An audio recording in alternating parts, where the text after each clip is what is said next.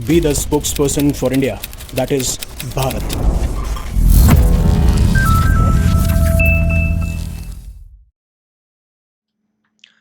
Hello future leaders.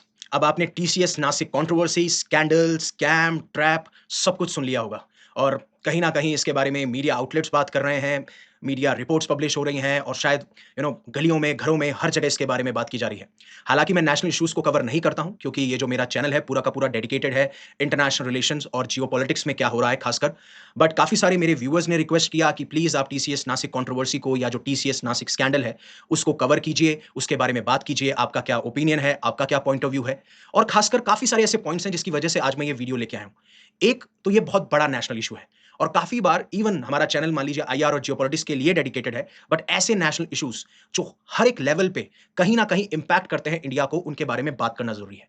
दूसरा, मेरे viewers ने इसके बारे में रिक्वेस्ट किया, तो ये मेरी रिस्पॉन्सिबिलिटी है कि जो मेरे व्यूअर्स की डिमांड है, मैं उसको फुलफिल करूँ। और तीसरा, अब जब महाराष्ट्र की anti terrorism squad, NIA, IB सब के सब इस केस के अंदर इन्वॉल्व हो चुके हैं, तो आप इस केस को सिर्फ एक ऑफिस तक या फिर एक ऑर्गेनाइजेशन तक लिमिट करके नहीं देख सकते हो, जो जिसमें मैं बात करूंगा टीसीएस की, यानी टाटा कंसल्टेंसी सर्विस, जिसके सपने काफी सारे सॉफ्टवेयर इंजीनियर्स देखते हैं, एमबीए में जो तैयारियां कर रहे होते हैं, एमबीए एस्पिरेंट्स होते हैं या फिर एमबीए कर रहे होते हैं, उनका सपना होता है कि हम टीसीएस में जाएंगे, मैनेजरियल पोजीशन संभालेंगे, इंजीनियरिंग पोजीशन संभालेंगे। तो बात यहां तक सिर्फ सीमित नहीं है, यह मुद्दा बहुत बड़ा है। और जब खासकर ऐसी टैक्टिक्स का इस्तेमाल किया गया हो जो पाकिस्तानी ग्रूमिंग गैंग्स इस्तेमाल करती हैं, इवन यूके के अंदर और अलग-अलग डिफरेंट नेशंस के अंदर, कि किस तरीके से वो वहां पे ट्रैप करते हैं काफी सारी लड़कियों को। तो काफी सारे ऐसे एंगल्स हैं जिनको हम अनअर्थ करते हुए नजर आएंगे, यानी कि हम हर एक टॉपिक पे बात करेंगे। लेकिन आपको पता है, मुझे पता है कि टीसीएस नासिक कंट्रोवर्सी क्या है, केस क्या है, बट फिर भी जो भी लोग नहीं जानते हैं, मैं उनको स्टार्टिंग से बताना चाहूंगा क्योंकि क्रोनोलॉजी बहुत इंपॉर्टेंट होती है चीजों को समझने के लिए। अब बात ये करते हैं कि पहली बार इसकी रिपोर्ट्स कब पब्लिश हुई। देखिए, हालांकि ये जो न्यूज़ है ये पिछले 2 दिनों से इसके ऊपर बात की जा रही है और परसों जो है इसके ऊपर ज़्यादा बात नहीं की गई। बात इसलिए नहीं की गई या फिर इतना सुर्खियों में नहीं आया, मैं उसके बारे में भी बताऊँगा क्यों नहीं आया। पहली चीज़ होता क्या है कि जब रिपोर्ट्स पब्लिश हुई, तो रिपोर्ट्स में ये कहा गया कि काफ़ी सारी एम्प्लॉइज़ या फिर खासकर जो वुमेन एम्प्लॉइज़ हैं, जो कि टीसीएस का एक बीपीओ का ऑफिस है, नासिक महाराष्ट्र के अंदर, उन्होंने काफ़ी सारी एफआईआर्स फाइल की थी। और उन एफआईआर में ये लिखा गया कि काफ़ी सालों से हमें सेक्सुअली हैरेस किया जा रहा है, मोलेस्ट किया जा रहा है, यहाँ तक कि हमारे जो रिलीजियस सेंटिमेंट्स हैं, उनको हर्ट किया गया और हमें रिलीजन के बेसिस पे कन्वर्ट करने की भी कोशिश की गई, यानी रिलीजियस कन्वर्जन के केस वही बाहर निकल के आए। अब इनिशियली लोगों को ये लग रहा था कि ये केस सिर्फ सेक्सुअल हैरेसमेंट तक या मोलेस्टेशन तक है। अब ये केस सीरियस तब भी है, अगर सेक्सुअली हैरेसमेंट भी हो रहा है, मोलेस्टेशन हो रहा है, तब भी ये केस सीरियस है। पर जब एंगल आने लगा रिलीजियस कन्वर्जन का, रिलीजियस सेंटिमेंट्स को हर्ट करना, और फिर सवाल खड़े हुए, क्या सिर्फ ये इश्यू टीसीएस तक सीमित है? या फिर ये एक बहुत बड़ा ऑर्गेनाइज्ड नेटवर्क है जो बहुत सारी ऑर्गेनाइजेशन में चलाया जा रहा है? एंड देन इश्यू खड़ा होता है नेशनल सिक्योरिटी का, इंटरनल सिक्योरिटी का। अब ये इश्यू और ज्यादा बड़ा बन चुका है। इसीलिए अब सब इसके बारे में बात कर रहे हैं। हालाँकि अभी तक ग्रूमिंग ट्रैप और पाकिस्तानी ग्रूमिंग गैंग्स कैसे काम करती हैं, उन टैक्टिक्स के बारे में ज़्यादा रिपोर्ट्स और ज़्यादा यूट्यूबर्स और एजुकेटर्स बात नहीं कर रहे हैं, बट इस वीडियो में मैं बात ज़रूर करता हुआ नज़र आऊँगा। अब जब बहुत सारी एफआईआर्स फाइल हुई, तो पुलिस को जब इनिशियली ये लगा कि ठीक है, ये सेक्सुअल हैरेसमेंट का केस है, मोलेस्टेशन का केस है, बातचीत की जाएगी, टीसीएस का जो भी मैनेजरियल हेड है या मैनेजरियल पोजीशन पे हैं, जो एचआर हैं, उन लोगों से बात करेंगे और फिर देखेंगे कैसे इन्वेस्टिगेशन बढ़ सकती है। लेकिन जब पुलिस ने ये रिक्वेस्ट किया कि ऐसी प्रॉब्लम आप और फेस कर रहे हैं, तो प्लीज़ आप आइए और कंप्लेंट्स दर्ज कराइए। तो एफआईआर्स बढ़ती गई और वो टोटल 9 एफआईआर्स हो गई। उसमें से 8 एफआईआर्स जो फाइल की गई थी, वो औरतों के द्वारा या वुमेन के द्वारा थी और उसमें से 1 एफआईआर एक मैन के द्वारा भी थी, जिन्होंने ये कहा कि मेरे रिलीजियस सेंटिमेंट्स को हर्ट किया गया है। और तब फिर उसके बाद में पुलिस इसके ऊपर काफ़ी कड़े तौर पे एक्शन लेती है। लेकिन ये केस लाइट में आया कैसे? मतलब कैसे ये केस उजागर हुआ? ये होता है मार्च 26, 2026 को, जब एक फीमेल एम्प्लॉयी जो कि दियोलाली कैंप पुलिस स्टेशन में जाके एफआईआर दर्ज करवाती है और ये कहती है कि काफ़ी सालों से मेरा सेक्सुअल एक्सप्लॉयटेशन, मोलेस्टेशन किया जा रहा था। और सिर्फ बात यहाँ तक नहीं है, इवन मेरे रिलीजियस सेंटिमेंट्स को हर्ट किया गया, मुझे फोर्सफुली रिलीजन कन्वर्ट करने के लिए भी दबाव डाला गया। और फिर one by one FIRs publish की जाती हैं। यहां तक कि एक एफआईआर में तो रेप तक का भी मेंशन है कि इवन एक एम्प्लॉय के साथ में रेप भी किया गया। अब बात यह है, जो ये एलिगेशंस विक्टिम्स लगा रहे हैं, उनकी एज अगर आप देखेंगे तो एज लगभग 18 साल से 25 साल के बीच में है। और इन्होंने कहा कि जो हमारे सीनियर कलीग्स थे, जो हमारे टीम लीडर्स थे, वही ये सारी हरकतें कर रहे थे। हालांकि मैं आपको सिर्फ आगे से बता दूं, ये अभी एलिगेशंस हैं, इनके ऊपर इल्जाम लग रहे हैं। पुलिस इन्वेस्टिगेट इन्वेस्टिगेट कर रही है। अब तो आईबी, एनआईए सब इसके अंदर इन्वॉल्व हो चुके हैं क्योंकि उन्हें लग रहा है कि एक बहुत बड़ा नेटवर्क हो सकता है जो कि पूरे इंडिया के लेवल पे चलाया जा रहा हो। अब यहां तक सिर्फ सेक्सुअली हैरेसमेंट या मोलेस्टेशन का केस या रिलीजियस कन्वर्जन का केस नहीं है, हर दिन इन्हें टॉर्चर फेस करना पड़ता था। कई बार इनकी अपीयरेंस के ऊपर इन्हें टॉर्चर किया जाता था, कई बार इनके कपड़ों पे, क्लोथिंग पे इन्हें टॉर्चर किया जाता था। यानी कि केस यहां से ये निकल के आता है कि आपको साइकोलॉजिकली अटैक किया जा रहा है, और जब साइकोलॉजी अटैक किया जाता है तो आप कमजोर होते जाते हैं। लेकिन ये क्या कमजोर थे? नहीं, बिल्कुल कमजोर नहीं थे। इन्होंने वहां की जो एचआर है उनको फाइल करी कंप्लेंट्स। इवन जो पॉश के तहत, जो posh stands for prevention of sexual harassment at work place, जो एक्ट 2013 में गवर्नमेंट ऑफ इंडिया ने लागू किया था, जब सुप्रीम कोर्ट ने 1997 में विशाखा गाइडलाइंस दी थी, जहां पे ये कहा गया था ये हर एक कंपनी की, हर एक उस ऑर्गेनाइजेशन की रिस्पॉन्सिबिलिटी है कि आपको सेफ और सिक्योर एनवायरनमेंट प्रोवाइड करना है वुमेन के लिए। और इसी के तहत इंटरनल कंप्लेंट कमिटी भी मैंडेटरी है कि इस बॉडी को आपको एस्टैब्लिश करना होगा अगर आपकी ऑर्गेनाइजेशन में 10 या 10 से ज्यादा एम्प्लॉइज काम कर रहे हैं। तो इन्होंने कंप्लेंट्स भी करी, लेकिन रिपोर्ट्स ये कहती हैं कि एचआर ने इसके ऊपर कोई एक्शन ही नहीं लिया। बार-बार ये कंप्लेंट्स करी जाती थी कि हमें टॉर्चर किया जा रहा है ऑफिस में, हमारे ऊपर बार-बार दबाव डाला जा रहा है। ये सारी चीज़ें जो इन्होंने पुलिस को बताई, सेम इन्होंने एचआर को भी बताई, इस कमिटी को भी बताई, और इवन जो पॉश के तहत आप कमिटी एस्टैब्लिश करते हैं या जो एचआर होते हैं, उन सबको इस चीज़ के बारे में बताया। लेकिन काफ़ी सालों तक एक्शन लिया ही नहीं जा रहा था, क्योंकि ये केस कोई 2026 का नहीं है, 2025 का नहीं है, ये केसेस 2022 से चल रहे हैं। आप सोचिए उन लोगों के साथ में कि क्या वो फ़ील कर रहे होंगे, मतलब लिटरली वो जैसे वुमन हो या फिर वो मेन हो, कैसा फ़ील कर रहे होंगे। आप पिछले 4 सालों से हर दिन ये चीज़ फ़ेस कर रहे हैं, कपड़ों के ऊपर, क्लोथिंग के ऊपर, रिलीजियस सेंटिमेंट्स के ऊपर, कन्वर्जन के ऊपर आपको फ़ोर्स किया जा रहा है। आप वहाँ जाते हैं अच्छे से काम करने, अपना लाइवलीहुड के लिए, और आपको ऐसे सारे एक्शंस देखने को मिलते हैं, तो ऑब्वियस सी बात है, एक दिन मतलब आप फूटेंगे ही फूटेंगे। इतनी घुटन हो जाएगी आपको उस ऑफ़िस के अंदर कि आप कहीं न कहीं जाएँगे और फिर उसके बाद में एक्सप्लोड करेंगे। और वही पहले उन्होंने जो भी प्रोसेस हो सकता था, उस प्रोसेस को फ़ॉलो किया, लेकिन जब वहाँ से जवाब नहीं आया, तो then definitely they need to approach police stations and all. But मुझे लगता है कि काफ़ी बार हमें जल्दी एक्शंस लेना चाहिए। काफ़ी बार हम डर जाते हैं क्योंकि हमें ब्लैकमेल किया जा रहा होता है या फिर हमें दबाव डाला जा रहा होता है। हम डर जाते हैं कि अगर हमने पुलिस को नहीं बताया तो क्या होगा, और इवन अगर पुलिस को बता दिया तो फिर उसके बाद में कैसी सिचुएशन निकल के आएँगी, फैमिली हमें सपोर्ट करेगी कि नहीं करेगी, और जब लाइवलीहुड का सवाल हो कि हमारे पास में जॉब बचेगी नहीं बचेगी, जब आपके सीनियर कलीग्स, आपके टीम लीडर्स ऐसा करते हैं तो। और इसीलिए ये केस आगे और ज़्यादा इसके ऊपर बात शुरू हुई। और बात सिर्फ सेक्सुअल हैरेसमेंट और जैसा मैंने आपको बताया वहां तक होती तो ठीक है। इनको फोर्सफुली कहा जाता था कि आप नमाज ऑफर कीजिए, आपको रोजा ऑब्जर्व करने के लिए, फास्टिंग के लिए बोला जाता था। इवन इन्हें कहा जाता था कि नॉन वेजिटेरियन फूड खाइए, जो कि इनके बिलीव्स के अगेंस्ट था। यहां तक एक मेल एम्प्लॉय कहते हैं कि मेरे बार बार मेरे रिलीजियस सेंटिमेंट्स को हर्ट किया गया, मुझे फोर्स किया गया कि मैं रिलीजियसली कन्वर्ट हो जाऊं। इस तरीके की जब सिचुएशन आती है तो ऑब्वियस सी बात है, बहुत घुटन वाला एनवायरमेंट और बहुत बेबस फील करते हैं। लेकिन ये सारी प्लानिंग करी कैसे इन्होंने, मतलब कैसे ये इतने लंबे टाइम तक ये इन लोगों को छलावा करते थे, डिल्यूजन में रखते थे, ल्योर करते थे, और इनके खिलाफ अगर कंप्लेंट भी हो रही है तो इनके खिलाफ कोई एक्शन नहीं लिया जा रहा, और 4 साल के बाद में ये नेटवर्क एक्सपोज हो रहा है। उसके पीछे ही एक टैक्टिक इस्तेमाल करते हैं जिसका नाम है ग्रूमिंग ट्रैप। और ये वही ग्रूमिंग ट्रैप है या वही ग्रूमिंग टैक्टिक्स है जो पाकिस्तानी ग्रूमिंग गैंग्स के द्वारा भी इस्तेमाल की जाती है यूके में, बाकी और जगह आप देखेंगे, खासकर लंदन में देखेंगे या आसपास के एरियाज में देखेंगे, तो ये पाकिस्तानी ग्रूमिंग गैंग जो है बहुत ज्यादा एक्टिव हैं, जहां पे ये टारगेट करते हैं ऐसी ही वुमन और ऐसे ही मेल एम्प्लॉइज को। खासकर पाकिस्तानी ग्रूमिंग गैंग्स वुमन को टारगेट करती हुई पाई जाती हैं। अब किस तरीके से ये पूरा प्लानिंग होती है, कैसे ये स्टेप बाय स्टेप, इस केस में भी जो बताऊंगा, और पाकिस्तानी ग्रूमिंग गैंग केस के बारे में भी बताऊंगा। उससे पहले अनअकैडमी आपके लिए लेके आया all India UPSC CSC prelims mock test. Description में आपको लिंक मिल जाएगा। अगर आप प्रीलिम्स दे रहे हैं मई 2026 का, मई 24 को, तो प्लीज इस टेस्ट में एनरोल कीजिए, अपनी स्ट्रेंथ और वीकनेस आइडेंटिफाई कीजिए, so that you can give your best on May 24 and all the best for UPSC prelims examination.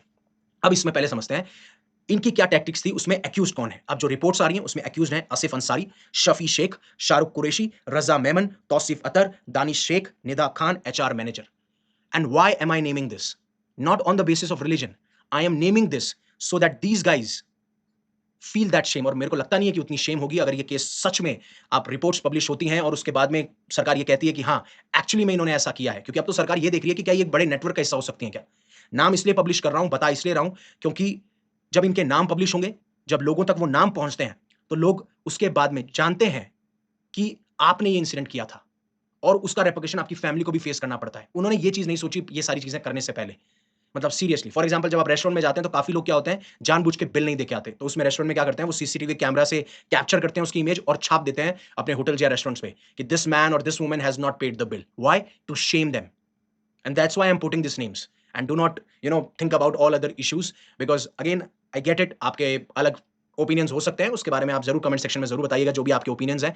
But again मेरा इंटेंशन क्यों है इन नाम को, और अगर आप बोलेंगे कि सर अभी तो इन्वेस्टिगेशन चल रही है, ये तो एलिगेशंस है, बिल्कुल एलिगेशंस है, मीडिया रिपोर्ट्स के बेसिस पे इनके नाम है, लेकिन जिस तरीके से टीसीएस ने इनको सस्पेंड कर दिया है, इन्वेस्टिगेशन आगे बढ़ रही है, तो मोटा-मोटा तौर पे अभी तक तो ये सारे के सारे इस केस में कटघरे में खड़े हैं और naming shaming is very important. बहुत इंपॉर्टेंट है नेमिंग शेमिंग करना, जिससे आपको आगे आप एक एग्जांपल सेट करते हो कि ये चीज़ें दोबारा नहीं होनी चाहिए, राइट?